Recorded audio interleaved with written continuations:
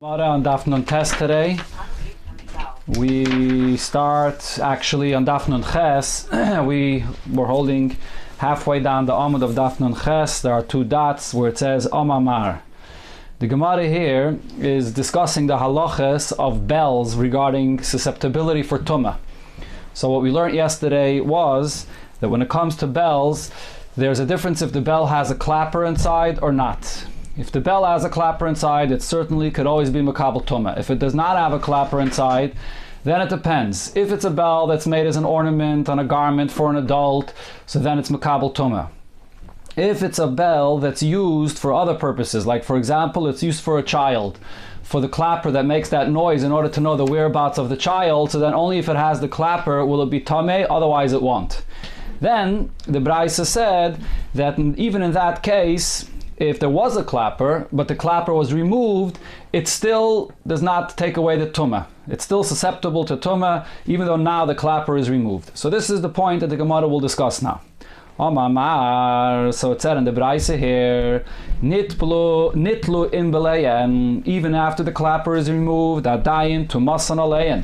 If it became tamei, since when it had the clapper, it was susceptible to tumah, it still remains tamei. It still remains susceptible to tumah. Fragt the Gemara, lemay chazu. What is this bell fit for use now if the clapper is removed? It's made for the children to know their whereabouts, and the noise, the clapper that makes the noise, is the only use that it has. But once it's removed, what kind of a use does it have? So Abaye says, Hoyel shahed yed yachalach zirai, because to put back the clapper inside of the bell is a very simple thing. You don't need a professional to be able to do that. Anybody could return it, and therefore even after it's out, it's still considered to be a keli that it can easily be returned to a keli, so it still has the status of a keli that's susceptible for tumah. Masiv Rava asks on this answer, we learn in a Mishnah, Hazug v'ha'imbul chibur. The bell and the clapper inside are like one thing, meaning if the bell gets tamei, the clapper inside becomes tamei. If the clapper becomes tamei, the bell becomes tamei. They're one thing. What do we see from this? That these two things make up this utensil. They both are together. One without the other is not the utensil. And therefore, when the bell becomes tamei, it affects the clapper, and vice versa. But without the clapper, it's not a utensil. So how can we say that when it's removed, when the clapper is not there, it still is a keli because you could put it back in easily? Doesn't seem like that's the case from this Mishnah here. Now if you're going to say that the pshat here in the Mishnah is Hachi Kamar, the Mishnah is actually saying that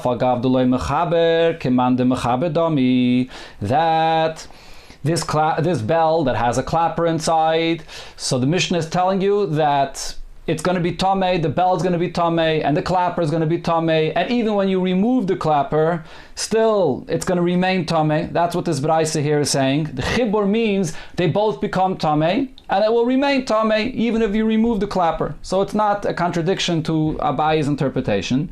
So the Gemara says, no, that can't be the case. But we learned in a Braisa, Mispaides shal prakim, a scissor. So this is a Braisa we actually had before. The Gemara quoted this and we learned this already. So you have over here a scissors that's made of parts, of two blades, that when it's used for work, you put together the scissors to use with the two blades. Otherwise it can be separated.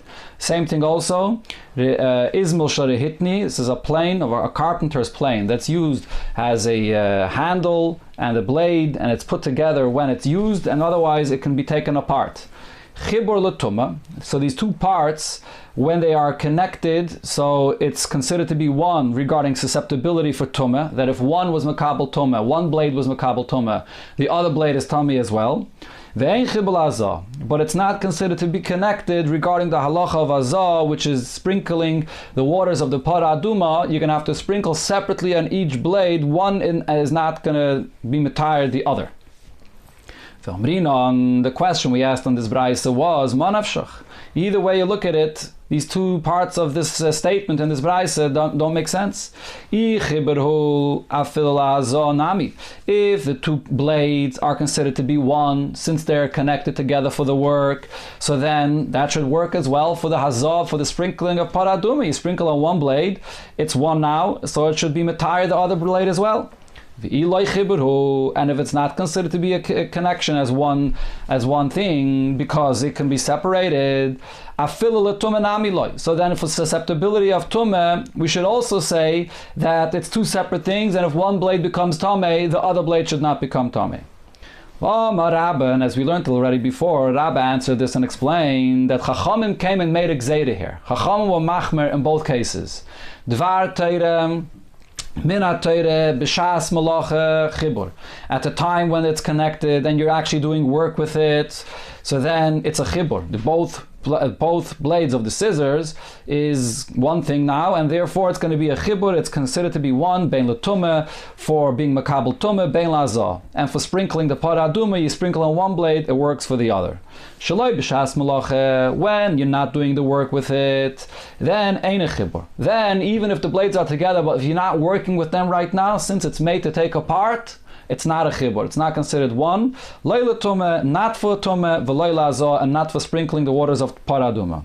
But here Chachamim were machmer in both ends. V'gazru, Chachamim made the gzeira al tumah, shaloi b'shas malacha, that even regarding tumah, not while you're working with it, although then really minatayra it's considered to be two separate things, two separate blades, but still Chachamim made the gzeira that even then they should both become tameh, mishum tumah shi b'shas malacha. Because of the tumah that they both become tameh while you are working with them together, then they are one. So Chachamim were geyser even not while you're working with them, they should both become tameh.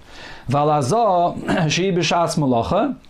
And also regarding the sprinkling of the waters, that even while you're working with it, and now the two blades are together as one, still, we don't consider them as one, mishum azah shaloi b'shas malacha. Since when you're not working with them, the two blades are considered to be separate, so that with geyser we should always consider it to be separate.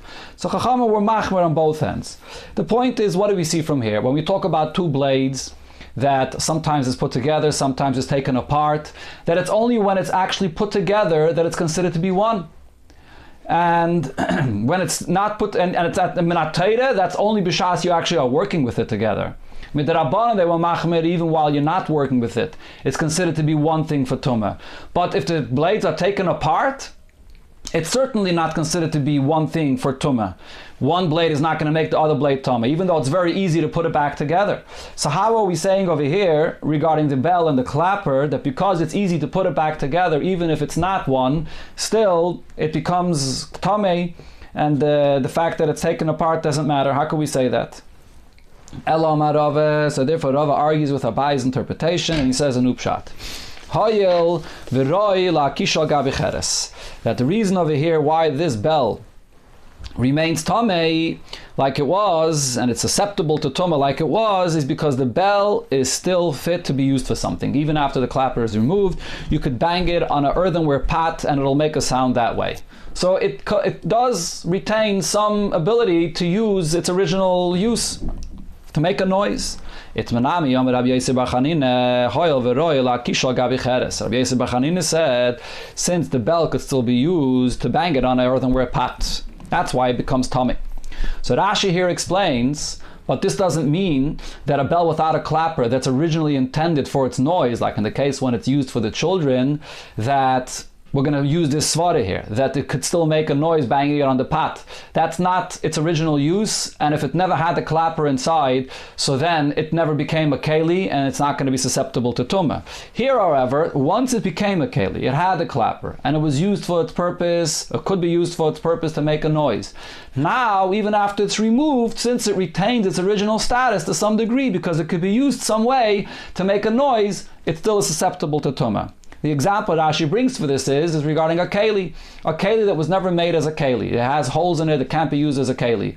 It's not going to be a keli to be makabel tumah. Once it's made a keli though, even if it gets a hole, and it could get a pretty large hole, but if the hole is not big enough that a pomegranate will fall out, so it still could be considered to be a keli, because b'diavad you can use it for a pomegranate, to hold a pomegranate inside. Same thing is over here, that once it had the clapper, and now it was removed, since it could be used for its original use in some way to make noise, it still is susceptible to tumah. This is Rava, and then we see in the name of Rabbi Yosef Bar Chanina's interpretation to this braisa. Rabbi Yochanan says a different pshat. You can use this bell, turn it upside down, and use it to give a drink of water to a child. So it can't be used for its original use, but you can find another use for it. It could be used as a cup to drink from it. So the Gemara questions this. Is this Rabbi Yochanan's opinion? Does Rabbi Yochanan say that when a keli loses its ability to be used for its original use, and now it's being used for something else, like here, the bell is now can't be used anymore for its original purpose to make noise. It could only be used to give a child to drink from it. Is that going to be still susceptible for the tumah? So the Gemara brings a contradiction for this. But we learned in Abraisa,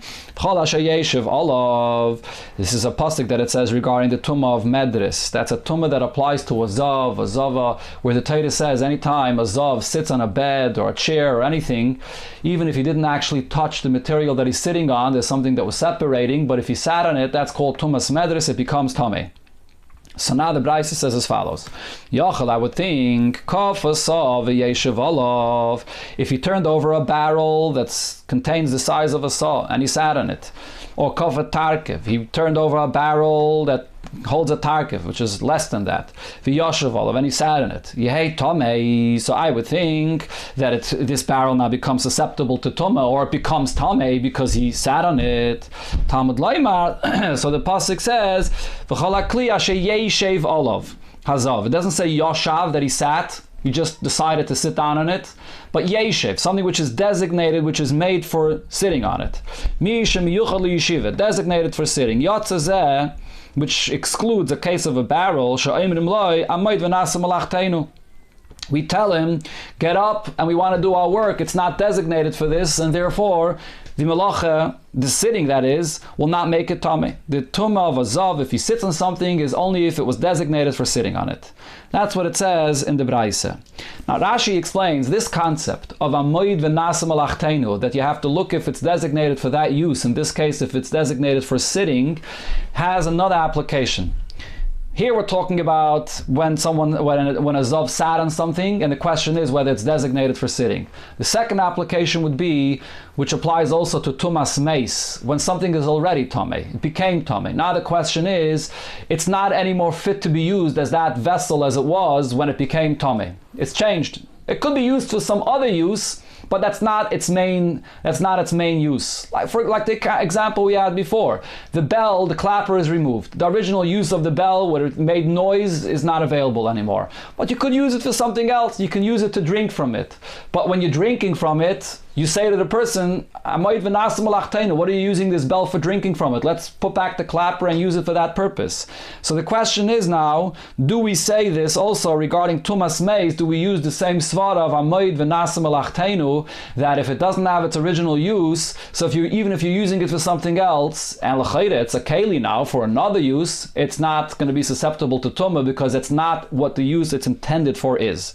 So here the Gemara brings a machlekes between Rabbi Lazar and Rabbi Yochanan regarding the second interpretation of amoid v'nasa malachtenu as it applies to tumas meis. Rabbi Lazar says, regarding the tumah of medris, which is by a zav that makes things tummy when he sits on something, even if he didn't touch it at all. So over there we use this concept of amoid v'nasa malachtenu in both interpretations that we just mentioned. But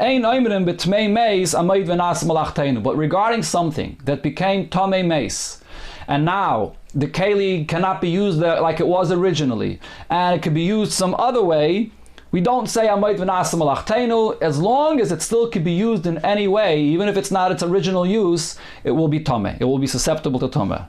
Rabbi Yochanan says, af oime b'tmei meis amoid v'nasa malachtenu. Even regarding tmei meis, we say this concept of amoid v'nasa malachtenu. If something is tameh, something that had its original use, and now it cannot be used the way it was originally, even if you can use it in some other way, if it's not its original use, so then it's not susceptible to tumah. So we see here clearly that Rabbi Yochanan holds that only if it has its original use, then it becomes tameh. And Rabbi Yochanan before says regarding the bell, that even if it can't be used to make noise with the clapper, but it can be used to drink from it. But that's not its original use. We tell him, don't drink from it, we want to put back the clapper. So why could Rabbi Yochanan say that it becomes tameh? So the Gemara answers, Eipech Kamaisa. We're going to have to switch around the names of the two people that said the statement before. Instead of Rabbi Yochanan saying his answer, that it could be used for drinking, that was said in the name of Rabbi Yosi Bar Chanina. And Rabbi Yochanan is the one that said that a bell could still be used for its original use because it could be banged on a pot. So based on what Rabbi Yochanan says now, we must switch what Rabbi Yochanan said before. Fragt the Gemara, why are you switching the names in the first statement that was said to make this fit? Maybe switch the names over here between Rabbi Elazar and Rabbi Yochanan. That Rabbi Yochanan was the one that said that we don't apply a moed v'nasa malachtenu, and whatever use it can be used for now, even if it's not its original use, it could become tamei. And for the Gemara, no, we can't do that. Hashaminu le Rabbi Yochanan, we know from Rabbi Yochanan already in a second brayse, in a different brayse, the boy bein malacha rishayna, that he requires the original malacha that it's intended for to be there in order for it to be susceptible to tumah. Where do we see this? The Tanan, we learned in the Mishnah in Kalim, sandal shel behema, a shoe used for an animal. Shel matches, it's made up of metal. Tamei, it's tamei. So now a shoe for an animal, a keli for an animal is not tamei. We learned this already before. So the question is, why is a shoe of an animal tamei? Lemay chazi. What is this fit? What human use is this fit for? Rav, so Rav says, Roi lishtis b'mayim b'mulchama. In a case when you're in war and you don't have another cup to drink from, you can use it to drink water from it. Reb Chanina says, no, it's not fit for that. We don't consider it to be, a person won't drink from it. Rather, Roi losach b'shemen b'mulchama. It's fit for a person to use to put some oil in it to anoint himself with oil. And then Rabbi Yochanan disagrees with both of these, and he says, when a person is running away in battle, he may put these shoes that are on an animal on his feet, so he could run on thorns not to hurt himself. What do we see over here? Rabbi Yochanan says the only reason these shoes become tamei is because a person can use it. And how could he use it? Not by drinking from it or using it to anoint himself with oil. But its original use, that it's intended to be worn as a shoe, could be used by a human being in certain situations where he's running away in battle. So therefore we have to say that this is Rabbi Yochanan's opinion, and the same applies regarding the bell. Rabbi Yochanan's opinion was that the bell that doesn't have the clapper is susceptible to tumah only because it could still be used for its original use to bang it on kalim, to bang it on a pot. Now the Gemara wants to know, is there any practical difference between these Ameroim here that gave different options of what this shoe of an animal could be used for? My ben Rav Rab Chanina. What would be a practical difference between Rav and Rab Chanina? Rav said that it could be, you could drink water from it, and Rab Chanina said you could use it to anoint yourself with oil that you put in it. In a case where it's repugnant, a person would not drink from it directly, but he might still use it for oil to anoint himself. Bein Rabbi Yochanan and Rabbi Chanina. What would be a practical difference between Rabbi Yochanan and Rabbi Chanina? It could be nayo de yakir. The difference would be in a case where these shoes are very heavy and he can't wear them to run away with them, but he still could use it to fill it with oil to anoint himself from it. This concludes the sugya of the bells and with the clapper that was removed. And regarding this halacha, that it has to retain its original use in order to be susceptible to tumah, according to the opinion of Rabbi Yochanan. Return to the Mishnah. What did it say in the Mishnah? A person should not walk out on Shabbos with an ir shel zahav, with a piece of jewelry which is made in the shape of a gold city, that according to Rashi, this is like a clasp that you place on the clothing. My ir shel zahav. What is this ir shel zahav? Rabbi Baba Chanam, Rav Yochanan, Yerushalayim, the Dahava. It was a piece of jewelry that was shaped like a gold city of Yerushalayim. Okay, the Gemara brings over here an example for this. This is something that Rabbi Akiva made for his wife. As Rashi quotes over here, this says this in the Gemara Masechta Nedarim. Rabbi Akiva got married to the daughter of Kalba Savua, and she came from a very rich home, and her father-in-law did not want her to get married to this simple shepherd. And Rabbi Akiva wanted to sort of make up for it and make up for it, so he made for his wife a golden city of Yerushalayim as this very expensive piece of jewelry for her to wear. Talk to Gemara weiter, Tan Rabbanan in a Braisa, we learned an argument regarding this subject. It says in the Braisa, Leiteitze Isha Birshal Zahav. A woman should not go out with this gold city of Yerushalayim, and Vim Yatzas, and if she does, Chayeves Chatos. She's Mamish Chayev Chatos, it's a Issa Deiraisa. It's not considered to be a regular piece of jewelry that's worn on garments that is not considered to be carrying Minatayra, but it is. This is Mamish carrying, it's Asa Minatayra. Divrei Rab Meir. Chachamim Maimrim, Chachamim says, Leiteitze. You're not allowed to go out with it on Shabbos, but Vim Yatza Ptura. If she goes out, she's potter from a Korban Chatos, it's only an Issa Midrabanan. Like the Tana of the Mishnah, because we're afraid she may take it off. A woman can go out with this Ir Shel Zav, and it's not an issue. The Gzeir of Chazal regarding other pieces of jewelry that she may take it off does not apply to this case. What's the basis of their argument? Rav Meir Sovar. Rav Meir holds Masayu. It's like a burden. This is not a regular piece of jewelry at all that people wear on clothing. It's something that is just there to show how important you are, how rich you are. It's not a regular piece of jewelry, and therefore it's a burden. On Shabbos you can't carry it at all. It's mamish asam min atayra. Rabbanan savri, Rabbanan hold tachshetu. It is a regular piece of jewelry. It's an expensive piece of jewelry, but it is a piece of jewelry, and therefore dilme shalfa machaviyalei. She may take it off and to show it to people vasya lasuya, and she might carry it in Rosh Hashanah on Shabbos. This is the gzeira that applies to all jewelries on Shabbos, and that applies over here to this piece of jewelry as well. Rabbi Eliezer's opinion is Man darka lemeipak bir shel zahav. Who wears such an expensive piece of jewelry? Isha chashuva, a distinguished woman. Ve'isha chashuva, a distinguished woman, loy mishalfa mechavya, will not take it off to show it to people. It's below her dignity to go and show people the pieces of jewelry that she has. She walks around, she wears it, she won't take it off in Rosh Hashanah. This Gemara here is the basis of the point that I mentioned 2 days ago, why Bisman Hazeh women go out with jewelry in Rosh Hashanah, and that Gzeira of jewelry does not really apply today at all. Because women are always accustomed to wearing jewelry, it's not just some kind of a special thing that they walk out with Dafka on Shabbos, so therefore this whole idea, this whole chash that a woman's going to take it off does not apply at all. We see even regarding jewelry throughout the Gemara that Chacham did not make a blanket takana beneged to jewelry that loy plug that any kind of jewelry a woman should not wear on Shabbos because of this chash. Chacham made the takana regarding jewelry, but specifically in a case where there's the actual chashash that she's going to take it off. If we know for a fact that there's no such a chashash, it's not the derech of a woman to take it off, like in the case of Isha Chashuva, or like Bisman Hazeh, that women don't take off their jewelry in the street, so then the Gzeir of Chazal is l'chatchila not applicable in this case. Dr. Gemara weiter, klila, a klila, which is some kind of a ornament that's worn on the forehead. Rav Asar. Rav says that it's forbidden to walk out with it. Shmuel Shari, and Shmuel says it's permitted. So they're arguing whether a woman would take this off or not, and to show it to people. The anischa, and therefore the gzeir of Chazal regarding jewelry, whether it applies or not. So the Gemara explains, the anischa, if it's something which is made from gold or silver, kul al malei pligid aser. Nobody argues that that's aser, we're afraid she'll take it off, this is a piece of jewelry, that's aser. Ki pligi de aruksa. The argument here is that it's made of material and it's studded with gold, silver, or other precious stones.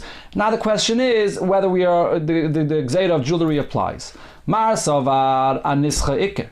So Rav says that the gold and the jewelry that's in it is the main part of it, and therefore it is a piece of jewelry, and therefore the Chazal's takana applies. Marsav Shmuel says aruksa ikke, the material is the main part of it, and therefore it's like a garment, and the gzeira of Chazal does not apply. Rav Ashi masni lekula. Rav Ashi interpreted this machlokes between Rav and Shmuel more leniently, and he said as follows: the aruksa, if it's made primarily up of a piece of material and it's just studded with gold and silver, everybody would agree that that is permitted. It's not a piece of jewelry. The Chacham's takana doesn't apply here. Kipligi the anischa. The argument is if it's made up of silver and gold, then it's a piece of jewelry. She may take it off and show it to people, and she'll come to carry on Shabbos. Shmuel says, who goes out with this klila, which was a very expensive piece of jewelry? Isha Chashuva, a distinguished woman. Isha Chashuva, lo Shalfa Machavya. A distinguished woman will not take this off and show this to people on Shabbos. This is the more lenient opinion of the interpretation of the Machlekes. Amalei Rav Shmuel Bar Bachana Rav Yosef. So he said, "Beferish Amrat Lo Mishmei de Rav." You said clearly in the name of Rav, Klila Shari, that you're allowed to go out with this Klila on Shabbos. So this is brought as a proof to Rav Ashi's opinion. It must be that when Rav said that it's allowed, he was talking about when it's made up primarily of material, and then even Rav agreed that, as Rav Ashi said, Kula Alma Le Pligi, that it would be allowed. Now the Gemara shares an interesting story. Amrulei l'Rav. They told Rav. So before I read the Gemara, let me just share with you what Rashi brings there from the Gemara in Ksubis, the background to our Gemara. When Rabbeinu HaKadosh passed away, so Rabbi said that Rab Chanina should be appointed to become the Rosh Hashiva instead in his place. But what happened was Rab Chanina refused because Rab Efes was 2.5 years older than him, and therefore he said, let's give him the honor and he should become the Rosh Hashiva. But even after Rab Efes became the Rosh Hashiva, Rab Chanina was sort of his contemporary and would not come into the yeshiva to be subdued by him and to learn in the yeshiva as a student. So Rab Chanina learned himself outside. And then Levi, which was a friend of Rab Chanina, came to learn with him b'chavrusa. So they would learn together b'chavrusa. So now the Gemara shares what happened when Levi arrived to Bavel. So they said, they commented to Rav, a great man, he was also a tall person, Lenada, came to Nerda Omitla, and he limps. And the Darash, and he darshan, he said the halacha, klila shari, to wear this klila is permitted. Omar, so Rav said, Man gavre rabba aricha de itla, who is this tall person that limps? Levi, isn't this Levi?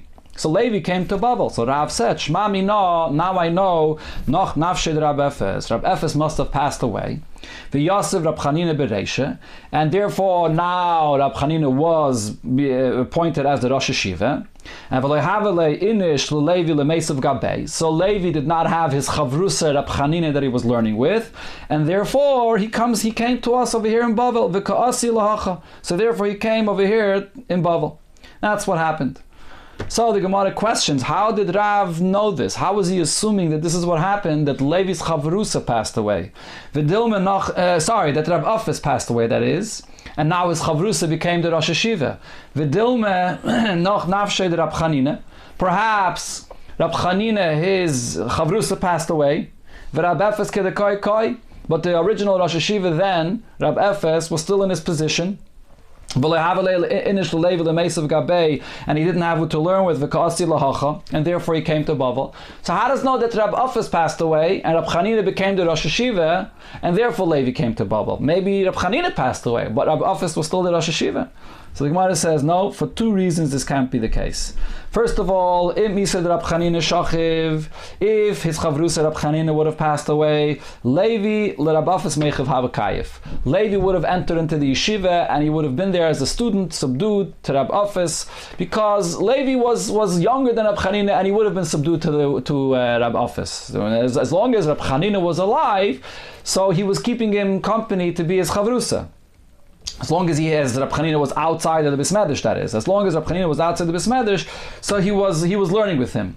But if Rab Chanina would have passed away, so then he would have gone to the Bismedish and been a student by Rab Efes. So the fact that Levi's coming here, it must be that Rab Efes passed away and Rab Chanina became the Rosh Hashiva. And to Rab Chanina, he's not going to be subdued as a student. He was his contemporary, he was his Chavrusa, so therefore he came to Bavel. So, another reason, that Rab Chanina leisagi delay malach. It's impossible that Rab Chanina passes away without becoming the Rosh Hashiva. Why? Because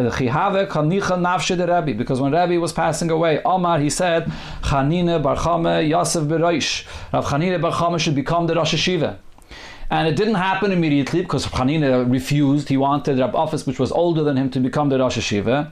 But it says regarding tzadikim, what a tzaddik decrees will be fulfilled, and therefore it must be that eventually Rab Chanina would become the Rosh Hashiva. So if Levi came to Bavel, it must be that what happened was that Rab Efes passed away and Rab Chanina now became the Rosh Hashiva.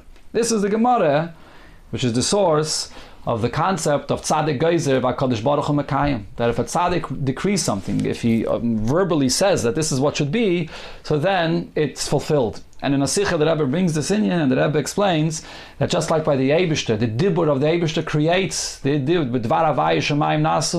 Dibur of the Eibishter is extremely powerful. A Tzaddik, which is Dovuk, to the Dibur of the Eibishter has the same power, to speak and to create and to establish a fact with his words that it will definitely have to come to be.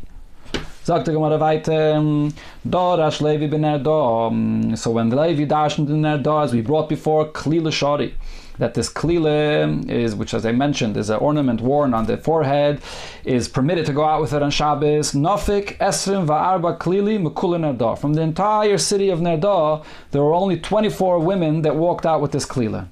Doresh Rabba Baravua b'mechuza klila shari. Rabba Baravua darshaned that a klila is permitted to go out with on Shabbos. So he darshaned this in mechuza. That it's v'nafku tamni sari klili mechada muva. 18 women with this klila came out from one alleyway, from one mavoi. So that just shows you the difference in the demographic and the people living in different places. That this was a more upper class neighborhood, and just from one mavoi, 18 people came out with this klila. Amar Rav Yudah, Amar Rav Shmuel. Rav Yudah said in the name of Shmuel, Kamra Shari. A kamra is also permitted to go out with on Shabbos. What is this kamra?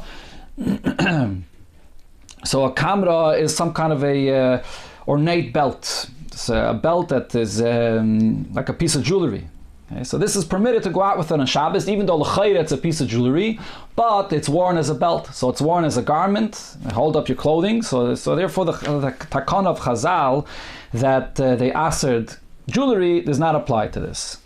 Zog the Gemara, Iked there are those that said the aruksa, that this is a belt which is made of material, but it's just studded with gold and silver or precious stones. Then we say that it's not considered to be a piece of jewelry that Takana of Chazal would apply to it. And Rav Safra says, this would be like a cloak a person wears that has gold studded in it, so because it's primarily used as a garment, the Takana of jewelry does not apply. Others argue and say the anischa. The chiddush over here of Rav Shmuel, Rav Yehuda Amar Rav Shmuel was even regarding a belt that's made of gold or silver. It also is you're allowed to go out with it on Shabbos. You're wearing it as a garment, and you're allowed to go out with it on Shabbos. Rav Safra says this is similar to a belt worn by kings, just like a king. This is his derech l'chatchila, how he wears his garments. He wears his garment with a gold belt to hold up his clothing. So therefore that's part of his garments. So therefore the takana of jewelry does not apply to this.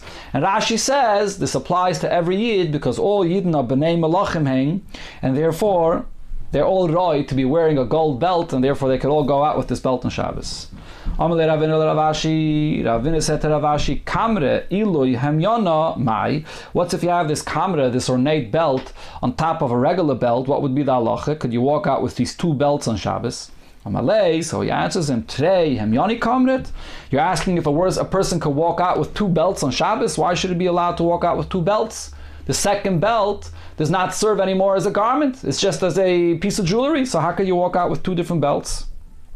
This is a very important Gemara, which is relevant today as well. To, first of all, a person has a belt that he wears, and then besides that he wears a gartel on Shabbos. So the gartel is sort of that second belt. But the thing is, the belt is on your pants. The gartel is on your jacket or on your kapote. So it's on two different garments. It's not one on top of the other. Taisus brings this up over here, and the Rishayim and the Paiskim say this. So it's sort of two separate things. The same thing is also beneged to people that have the Shabbos belt that they use for their keys. So some people won't use that Shabbos belt unless they don't have any other belt. They're only using that belt. Others wear it even if they have a belt, and they wear it as a second belt, but it has to be worn in a way that it's for some purpose. It's for some other purpose, not just on top of your belt. You place that Shabbos key belt right on top of your belt. If it's on top of your shirt or on top of your tzitzis where you're holding it together, or maybe on top of something else, that it serves as a second purpose, so then it's not two belts, one on top of the other. Ravashi said, Hai Rasuka. So a rasuka, which is a corset, which is a strap of material around a person's body. If it has bendlach, if you're tying it around you, so then it's allowed. Person won't come to take it off. But v'iloi, if it's not tied on you, also, then it's forbidden.